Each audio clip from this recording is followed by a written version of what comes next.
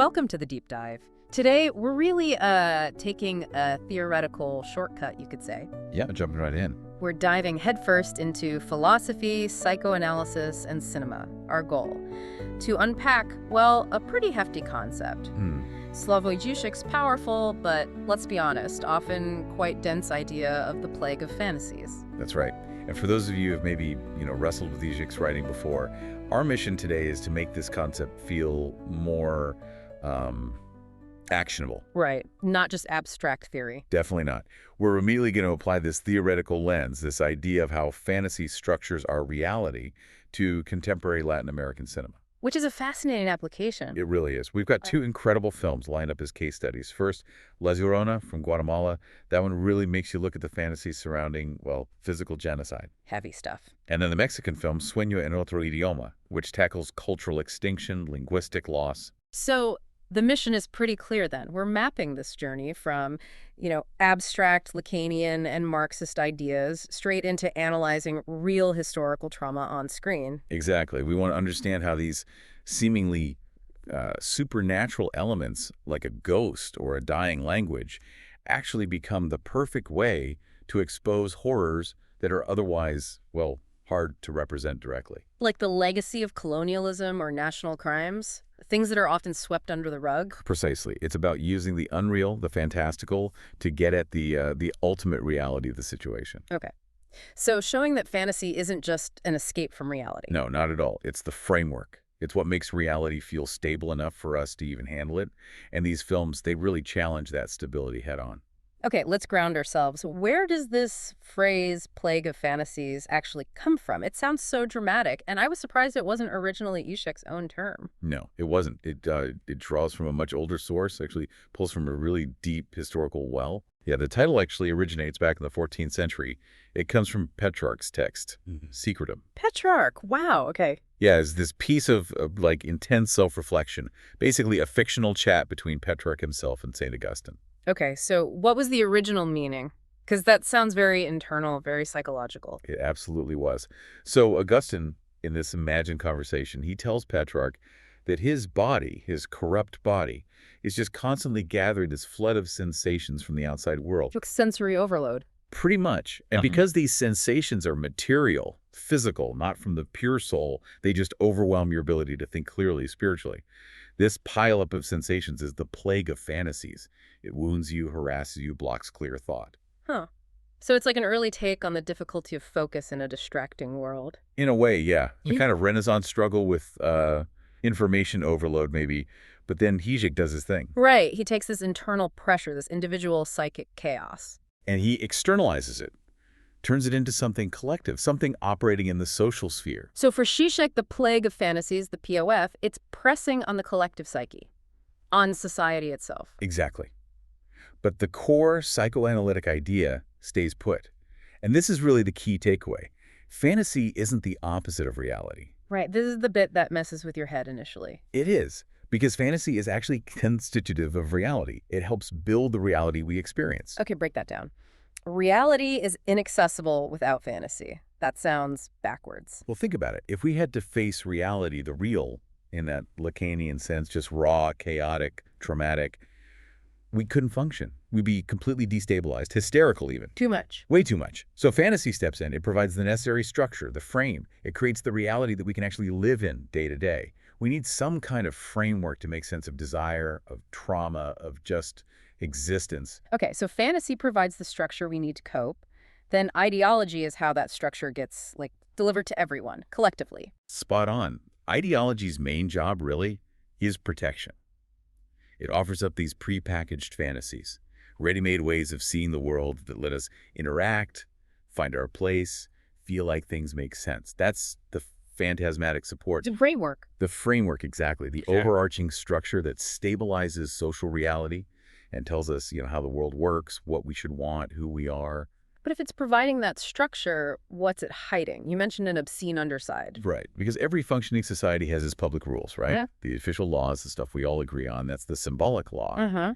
But underneath that, there's always this set of unwritten rules, often kind of repulsive or violent beliefs and practices that actually allow the system to keep going. That's the real underside. Ideology papers over that gap hides that obscene part. And Žižek's critique the power of it is that this isn't just in, like, political speeches or party platforms. It's baked into everyday life, into objects. Absolutely. Hiding right there in plain sight, often disguised as just utility, practicality.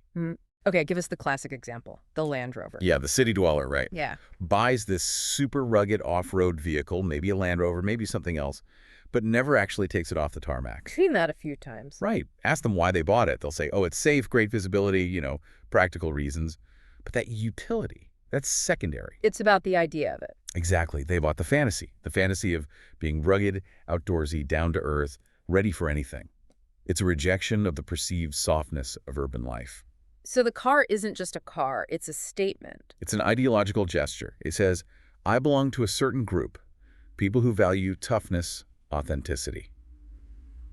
That shiny, clean SUV sitting in a city driveway, it's materially expressing an antagonism maybe towards like the urban intellectual class or something. Utility is just the cover story for its symbolic meaning. And it gets even more personal, doesn't it? The source we looked at goes into Žižek's, well, let's say, notorious analysis of toilet design. Yes, the toilets. It sounds absurd on the surface, right? But the argument is actually quite insightful about how deep ideology runs. So if ideology is everywhere, it's even in how we flush. That's the claim. Yeah. He lays out basically 3 designs, each reflecting a different ideological way of dealing with, well, bodily excess, unpleasantness. Okay. What's the German design? The German design typically has this sort of shelf or shallow basin. It forces you to inspect the excrement before it disappears. Right. Žižek reads this as reflecting a cultural anxiety, a kind of constant focus on potential underlying danger, illness, and obsession with inspection, checking for problems. Okay. Makes a weird kind of sense. And the French design? The opposite fantasy, really. Often designed so the waste disappears immediately, flushed away out of sight, straight down. Total denial. A desire for radical denial, yeah. Erase the uncomfortable, real, instantly. Vanquish the unpleasant truth of the body, just refuse it. And the third, the Anglo-Saxon one. That design often holds the waste in a pool of water. It's visible, but not really presented for inspection like the German one. So acknowledged, but kept at a distance. Sort of, yeah. A kind of domesticated distance. It accommodates the unpleasantness without the German anxiety or the French denial. It's suspended. The point being, none of these are just about engineering. They reveal these embedded, ideological ways societies handle the real excess, even in the most private moments. Wow, okay. Knee-deep in ideology, literally. So if even that is loaded with fantasy, how do we start to decode it? How do we see the hidden meaning? That brings us to this critique method, right? Marxist and Freudian. Exactly. The goal is always to look for the hidden content in the form itself. Don't just look at what something does, look at how it's structured. Like the Marxist commodity fetish idea. Precisely. When Marx analyzed, say, a simple shoe, he didn't just dismiss it as a shoe. He took it incredibly seriously. He dug into the whole structure, the labor, the exchange value, the power dynamics required for that ordinary object to take on this almost mystical extra value, the fetish. He critiqued the form, not just the function, to reveal something central about industrial society. And Freud did something similar with dreams. Don't focus on the weird story itself. Right. Don't worry so much about the flying elephant or whatever the manifest content is. Focus on the gaps, the structure, the way the dream fails to make sense. How so? Well, the truth of a dream, Freud argued, isn't usually hidden in some forgotten detail that, if you remembered it, would unlock everything. No, the truth often lies in the fragmentary nature of the memory itself. The very fact that you can't remember it perfectly or that it feels disjointed, that's the truth. The structural failure is the message. Okay. So the Plague of Fantasies is this pressure, this chaos that makes us need these structures, makes us neurotic or hysterical. And the big takeaway for our deep dive is, if you want to change reality, you don't necessarily attack the real problem head on. You have to tackle the underlying fantasy that shapes how people see that reality, how their ideology functions. Change the fantasy, and reality starts to shift. Okay, let's go deeper then. If fantasy structures reality, it must be doing some heavy lifting when it comes to desire, right? Which is fundamental to how we operate as subjects. Absolutely. You said earlier it doesn't just realize desire, it teaches us how to desire. That's key. How does that work? You brought in Kant. Yeah. Žižek uses this Kantian term, calls fantasy a transcendental schematism. Yeah. Sounds complicated, I know. A little bit, yeah. But basically, it just means fantasy provides the blueprint, the conceptual map we need to even recognize something as an object of desire. So, okay, I see a strawberry cake. How do I know I want it? It's not automatic. Well, the raw sensory data, the red, the smell, the texture, it's just chaotic input initially. Fantasy provides the schema, the structure that says, that configuration of stuff can fill this inner void, this lack I feel. It literally shapes how we perceive potential satisfactions. And we need this schema because there's no universal guide to desire. Exactly. Lacan's famous point. Yeah. There's no sexual relationship, meaning no pre-written universal formula for how desire and relationships should perfectly work out. Yeah. It doesn't exist. So everyone's just winging it. Pretty much. Yeah. Every single person has to kind of invent their own private, often quite weird fantasy formula for navigating desire, for making sense of relationships, for finding satisfaction. And this private fantasy, it's not really focused on the cake itself or the person or whatever the object is. No, not directly. It's focused on the gap that the object promises to fill, the hole in reality. And that hole, that's the famous objet pitia. That's it. The object cause of desire. Think of it like a little piece of the real that's gotten lodged in our reality. It's the black hole, the point of impossibility that fantasy swirls around and tries to fill in. It's this elusive something that makes us desire, even though it's never fully graspable, always a bit absent or out of reach. Okay, if that object is so central to the Plague of Fantasies, how does it actually show up? The outline mentioned 3 modes: subtraction, protraction, obstruction. Let's clarify those, starting with subtraction. Right. Subtraction is when the object A, the cause of desire, is fundamentally absent. The focus is entirely on the gap, the lack itself. And this connects strongly to religious faith. Deeply. Think about it. If God, the ultimate object of religious desire, were actually physically present, walking around, talking to us. Faith wouldn't be necessary. Exactly. The whole mechanism of faith, which is built on that gap between the believer and the divine, would just collapse. Faith needs that absence. It's an idealization of something you can't directly access. It thrives on what the Source calls the immutable presence of God's absence. The whole generates the power. Precisely. Materialize the object, and the fantasy structure dissolves. The Watchmen example from the Source was great for this. The phone booth. Oh yeah, the intergalactic phone booth in the HBO series. People go there to record messages for Dr. Manhattan. This all-powerful being is just gone. It's like praying to an absent God. It's secular prayer, basically. And crucially, the people sending the messages, consciously or not, know they're meant to fail. The system relies on Dr. Manhattan not coming back to fix everything. If he did, the whole social order built around his absence would unravel. So the real point is the act of sending, the failed communication itself. Yeah, the true message is the failure. The fantasy is sustained by keeping the object subtracted, absent. Okay, moving to the second mode, protraction. Here, the object isn't necessarily gone, but getting it is delayed, drawn out. Yeah, the path towards the object is deliberately lengthened. We find enjoyment in the process and them not quite getting there. It's the journey is the reward kind of logic. And this taps into repetition. Definitely. The repetition compulsion. We enjoy the perpetual motion towards the object, maybe more than the object itself. It keeps the desire engine running. Think about consumerism. You buy the new phone, the new gadget. The moment you have it, the excitement is already fading. Right. And your desire immediately jumps to the next thing. The rumors, the leaks, the announcement of the next model. The anticipation is the real drug. That's the libidinal economy right there. The pleasure is constantly deferred, protracted to keep you hooked into the cycle. The Marvel movie post-credit scene feels like the perfect example. Absolutely perfect. You sit through the whole movie, the supposed main event, but the real hit, the object that keeps you invested, is that tiny little snippet at the very end teasing the next movie. You're always chasing the next fix. It's pure protraction, deferring satisfaction to fuel future consumption. The product you just bought is almost immediately demoted to just a stepping stone towards the next desired object. Okay. Third mode. This one feels the weirdest. Obstruction.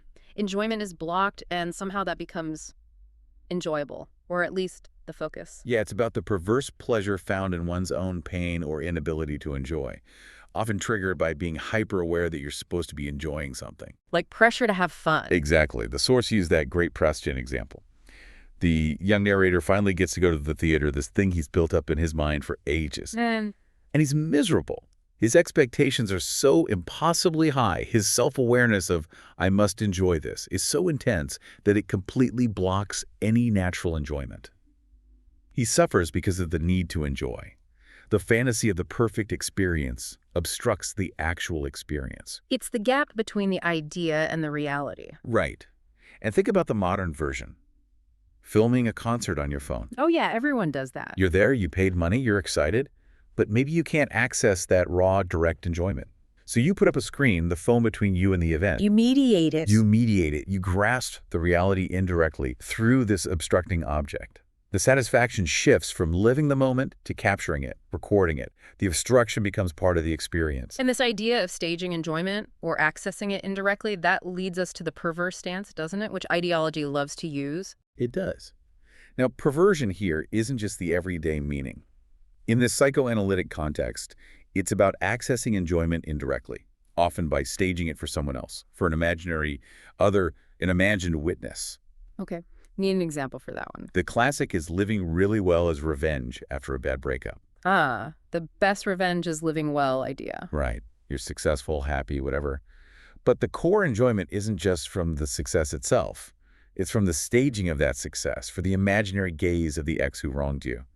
Their imagined reaction is necessary for your satisfaction. Okay. Or the ethical consumption example. Buying the fair trade coffee. Exactly. The obscene enjoyment, as Žižek would call it, is not just coffee. You get this surplus satisfaction, this little moral boost, because you're enjoying it on behalf of the global poor or whatever the cause is. What's obscene about that? The obscenity lies in the gesture itself. This act gives you pleasure, makes you feel good, but it usually does absolutely nothing to change the underlying structures of global capitalism that create the poverty in the first place. It's a self-congratulatory fantasy. It lets you enjoy being ethical without actually challenging the system you benefit from. Wow. Okay. That connects to the obscene superego idea. It's the bedrock of it. The pervert, in this sense, doesn't just follow the law. They understand and even relish the unwritten obscene rules that make the law function. They get satisfaction from the very act of installing the law, often in its most arbitrary or unjust form. Like the masochist. The masochist is a key example. Their enjoyment isn't really in the pain itself, but in the figure of the lawgiver, the dominatrix, say. They find satisfaction in the sheer, perhaps unjust, power of the rule being imposed. The prohibition itself becomes the source of enjoyment. Right. Now, let's take this whole complex toolkit fantasy structuring reality, the object A, perverse enjoyment ideology, and apply it. We're turning to these two films from Latin America dealing with incredibly heavy post-colonial trauma. And this is where the function of the Plague of Fantasies gets really interesting, maybe shifts a bit from how Žižek often discusses it in, say, Western contexts. How so? Well, in post-colonial settings, like in these films, the source material argues that fantasy, especially folkloric or supernatural elements, doesn't just mask the trauma. It often works in more destabilizing ways. Doesn't hide the real, refracts it, transforms it. Exactly. It becomes a way to approach and articulate the unrepresentable violence of colonialism, of genocide, that resists straightforward depiction. Fantasy here offers a fundamental challenge to colonial epistemologies, as the analysis puts it. Challenges the colonizer's way of knowing and seeing. Precisely. So our first film, La Llorona, the 2019 Guatemalan feature. It takes the very well-known Mesoamerican folk legend of the Weeping Woman. The ghost who drowned her kids and now wanders crying for them. That's the traditional one, yeah. But the director, Jairo Bustamante, explicitly wanted to rework it, strip away the misogyny often attached to the myth. How did he do that? He uses it to confront the Guatemalan Mayan genocide of the 1980s, specifically focusing around the trial of this fictionalized general, Enrique Monteverde. Who's clearly based on Rios Montt, the dictator who actually was convicted of genocide only to have it overturned. Right. So in the film, the Llorona figure is reimagined. She's Alma, an indigenous Kaqchikel woman. She becomes this undead phantasm of unresolved trauma, weeping not for her own crime, but for the victims of genocide. She's an avenger. And she infiltrates the general's house? Yeah. After his conviction is annulled, his staff quits their hearing ghostly weeping. So Alma gets hired as a maid. Her very presence becomes this concentrated manifestation of the Plague of Fantasies, pushing back against the perpetrator's denial. And the film focuses a lot on the women in Monteverde's family, his wife, daughter, granddaughter. That feels significant given the context. Absolutely critical. Sexual violence and mass rape were horrific components of the actual genocide. So setting the story within the domestic sphere, focusing on the women who, willingly or not, uphold that patriarchal structure that enabled the violence, is a really powerful political move. The film seems to immediately question if justice is even possible within the existing system. That courtroom scene. Oh, that scene is devastatingly effective. An Ixal woman is giving testimony about the atrocities she witnessed and suffered. And for almost a full minute, the film just refuses to provide subtitles while she speaks in her native language. Wow. It forces you, the viewer, into this active imagination. It insists that the trauma she's describing is fundamentally untranslatable into Spanish, the language of the court, the language of the Ladino, non-indigenous system. It respects the untranslatability of that suffering within the colonial framework. So the colonial language just can't contain the horror. That's the implication. She does eventually use the Spanish word justicia, justice. But the refusal to translate the core of her testimony is this radical act. It denies the adequacy of colonial justice for her truth. And visually, too, there's the veil. The veils the indigenous women wear in court. Yeah, these semi-transparent veils. Yeah. They're such a potent cinematic paradox. They obscure the real trauma, yet they're also part of the performance required to produce the truth effects that the colonial legal system needs to function. The veil is like a screen, mediating the trauma. Exactly. It's a screen within the screen.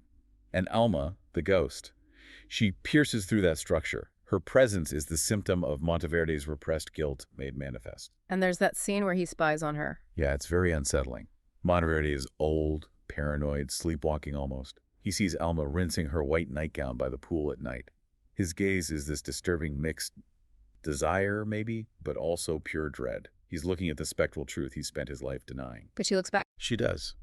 Her stare, the Orona's gaze, isn't passive. She's not just the object being looked at. She becomes the objet petit a for him, the point of impossibility he can't escape. Her gaze represents that border, that edge beyond which his whole fantasy world of impunity would just shatter if he truly acknowledged the real she represents. So, applying Ishik here, Alma is the symptom, but not the cause. Precisely. She's a symptom produced by the system. The real origin of this plague of fantasies, the source argues, is the necropolitical power held by figures like Monteverde. Necropolitics, maybe we should quickly define that for listeners. Good idea. It's essentially power over life and death, but specifically the political power to decide who matters, who gets to live, and who could be relegated to a kind of death world, a spectral half-life, even while technically alive. So Monteverde's power condemned the Mayan people to that spectral state. Exactly. So the horror Alma brings isn't just, spooky ghost stuff.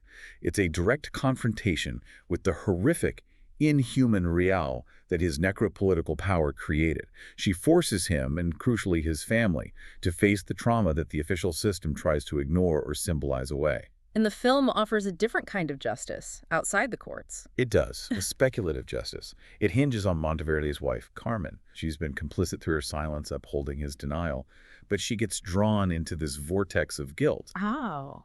The climax uses this incredible, almost meta-cinematic fantasy projection. Carmen essentially sees the genocide, including the drowning of Alma's children, through Alma's eyes. This spectral confrontation forces her hand, compels her to act, leading to Monteverde's downfall. The fantasy, the horror genre itself, becomes the tool to expose and try to traverse the dark fantasies, propping up the whole necropolitical order. Okay, let's shift gears slightly. From the immediate horror of physical genocide in La Llorona to a slower, perhaps quieter violence in the Mexican film Sueño en otro idioma, I Dream in Another Language. Right. This film tackles what the source calls epistemicide, the death of knowledge systems. Specifically, the impending extinction of Zikro, this fictional indigenous language spoken in the film. It's a form of cultural annihilation. Yeah. And the film frames this slow-motion catastrophe, this linguistic genocide, by displacing it onto a really intimate, personal conflict. The feud between the last two speakers. Visaro and Evaristo. They haven't spoken in 50 years.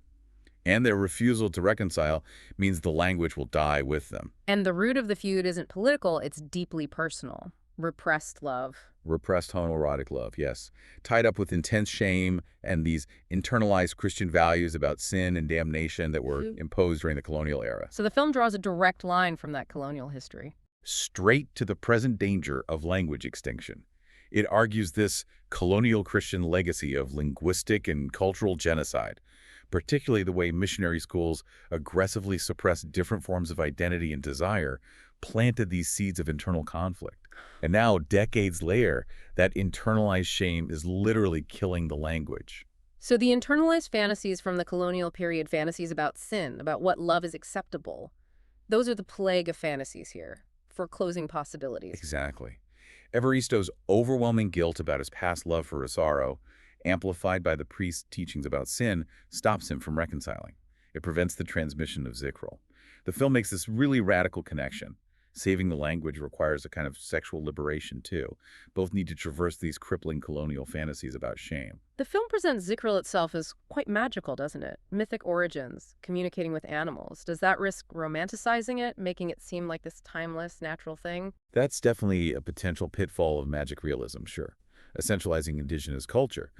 But the analysis suggests the film uses this mythopoetic quality strategically. How? By making the language seem magical, almost supernaturally connected to the world, it throws the loss into sharper relief. The fantasy elements aren't really there to say, look how magical indigenous people are, but rather to expose the power dynamics, to show how the imposed colonial fantasy about sex, about sin, about modernity, has violently crushed this other reality, this other way of being and loving connected to the language. And the film's structure reflects this instability, these repeating triangles. Yeah, the source highlights these recurring triadic patterns that are inherently unstable, shifting between fantasy, loss, and eruptions of the real. Like the original love triangle. Evaristo is Sorrow and Maria Evaristo's wife, whose relationship with Isaro sparked the initial break. That's the core sexual triangle. But then you have the linguistic power triangle, Zikral, the dying indigenous language, Spanish, the language of state power, and English, representing globalization, the future. And even physical spaces. The rainforest for indigeneity, the church for colonial influence, the television for global culture. Right. These patterns repeat and echo. And the anthropologist, Martin, who comes to try and record Zikral before it disappears. His arrival complicates things again. It does. He kind of unwittingly mirrors that original triangulation, especially when he gets involved with Evaristo's granddaughter, Luvia. His position is really tricky. Because he wants to help, right, to save the language through archiving. He has good intentions, absolutely. Represents that modern academic drive to preserve, to reverse the epistemicide. But the analysis argues his very act of archiving, the symbolic intervention from the outside, is still tangled up in the colonial dynamics he's trying to fight. How so? He operates under this fantasy of reparation, maybe, that he can somehow fix the loss, restore this linguistic wholeness by recording it, by bribing Evaristo with the TV itself, a symbol of encroaching ideological forces. He hopes to recreate a plenitude that's already fractured beyond repair. And his attempts fail. Ultimately, yes. The reconciliation he tries to engineer falls apart. And that failure triggers this eruption of the real Evaristo. In his rage and pain, burns down Isara's shack. Violence breaks through the fantasy of repair. Exactly. That act shatters the hope of linguistic restoration. The film really leans into the slow violence of extinction. Even the magical elements, like the idea of the Zikral afterlife, El Encanto, feel undermined by this inevitable loss. The ending leaves you hanging. With the untranslated phrase. Yeah. Isaro's final words to Martin and Zikral. Yero pive upide fehe upi, banats upiv. Totally incomprehensible to Martin and to us, until Evaristo later offers just an approximation. Amigo, mi mejor amigo. My friend, my best friend. And the full meaning is lost. The full symbolic meaning, the perfectly archived linguistic truth, is infinitely deferred. It's gone. But the film suggests maybe the only truth that cuts through that loss, that cuts through the plague of internalized fantasies and shame, is that simple, fragile gesture of friendship across difference. That act itself is the minimal, maybe the only possible traversal of the trauma. #tag outro. Wow. Okay, that was quite a journey. We started with Žižek's very abstract theory about fantasy structuring reality, and we've landed in these incredibly specific, painful contexts of genocide and cultural loss in Latin American cinema. Yeah, the films really bring the theory to life, don't they? They show how this concept of the Plague of Fantasies helps us see what happens when the symbolic order, the reality sustained by fantasy, starts to break down under the pressure of unbearable trauma. And the key takeaway seems to be that these films aren't using fantasy just for kicks, or even just for comfort. Not at all. It's used as a catalyst, a conceptual tool. It allows an approach to that abyssal kernel, as the source puts it, of colonial and post-colonial violence, the part that's just too traumatic, too horrific to be easily symbolized or talked about directly. Fantasy becomes the lens to expose the shaky, often obscene foundations of power itself. Which brings us back to that central Žižekian challenge, the mandate he puts on us. Yeah. We need to traverse the fantasy. What does that actually mean in practice if fantasy structures everything? Right. It's not about somehow getting beyond fantasy altogether. It's impossible, probably undesirable. It would just dump us into the raw chaos of the real. So what is it then? Traversing the fantasy means, first, accepting the traumatic fact of radical closure. Accepting that there's no hidden treasure, no perfect harmony, no ultimate guarantee waiting behind the fantasy curtain. Reality is inherently inconsistent, lacking. Okay. And it also involves challenging the unwritten rules. Yes. Suspending that phantasmic frame of unwritten rules that gives us the illusion of freedom or choice while actually boxing us in. It means taking the forced choice as a real choice. Breaking the kind of hysterical game where we pretend to follow the official rules while actually obeying the secret, unstated ones. The example used was the old U.S. military policy about homosexuality. Yeah, don't ask, don't tell. The explicit law said, technically, your private life was your own. But the unwritten rule, the operative fantasy everyone understood, was stay silent or else. The system needed that silence. The argument is that the libidinal economy of the military, the male bonding, actually relied on that disavowed, unspoken homosexuality. The fantasy was crucial for maintaining the structure. So traversing that fantasy would have meant Sticking rigorously to the letter of the explicit law, ignoring the threatening fantasy, the unwritten rule, saying, no, the law says this, so I will act according to the law, and accepting that, yes, the existing system might crumble or have to radically change if that fantasy is violated. It means making the real choice and accepting the consequences for the fantasy structure. that feels like a huge, maybe even terrifying demand for how we live politically and personally. Which leads us to a final provocative thought to leave listeners with, the Žižek's claim about science. Right. His argument that modern science isn't really about human progress or well-being in the way we often imagine it. He sees it as this paradigmatic example of a headless knowledge acephalus driven by something akin to the death drive, meaning it has this blind insistence.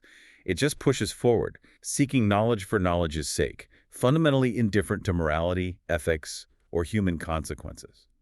It belongs to the real jouissance, this raw, non-symbolic, non-human satisfaction. While politics, ethics, morality, that's all part of the symbolic order, human meaning. Exactly. So the provocative question is, if science is this relentless, non-human drive rooted in the real, what happens when we try to impose human limits on it? Think about ethical committees trying to regulate genetic engineering or AI. We're trying to put symbolic limits on a real drive. That's the Žižekian interpretation. These ethical committees become a kind of desperate fantasy, an attempt to give a human face, human rules, to a technological drive that is fundamentally indifferent to our concerns and maybe ultimately uncontrollable by our symbolic frameworks. So the unsettling thought is, how long can we sustain the fantasy that our human rules can actually contain this non-human scientific drive? A pretty crucial question for our times, I think. Definitely something to chew on. Thank you for taking this deep dive with us today.